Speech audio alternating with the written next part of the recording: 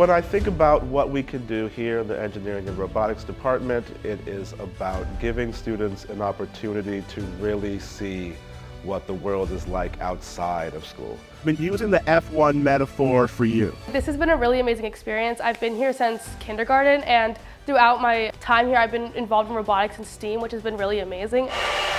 This is the 1218 Robotics workspace. Welcome to the home of Team 1218. 1218 is a group of around 40 students that come in after school and during the day to work on a competition robot. As a theme, what we're trying to do in the engineering space is really look at the design cycle from the beginning. And really, when we think about outside of the classroom, it's also outside of ourselves. How do we get students to look at the community around them and see problems that need solving and use that as the inspiration to bring what they learn inside the class and what they do outside all in one space. A big part of that is also taking the initiative on projects. So when it comes to manufacturing or even like designing certain aspects of the robot, you can prototype, and each member is given the chance to prototype for that. This year in robotics, we've been really intentional in connecting with problems of our faculty have brought to us. For example, building window shades for the Early Childhood Center, for repairing a document camera for a faculty member in the lower school, to partnering with external groups like the Institute for Disabilities to say, what are assistive devices that could make a real impact now? We have 8 weeks to design and build and then test a robot that will then be competed with throughout the entire world. So it all kind of builds up to one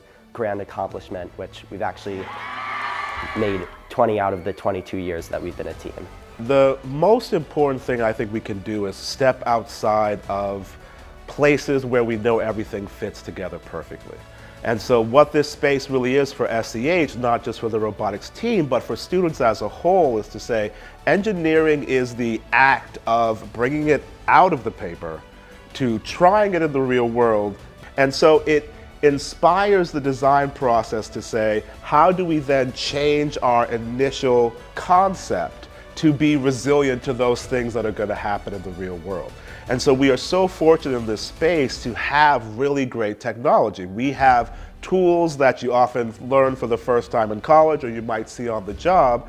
And our inspiration and our mission is to not be the one using those tools as faculty. Really, our goal is to be one step behind the student and train them to use all of these devices in service of whatever their innovation is.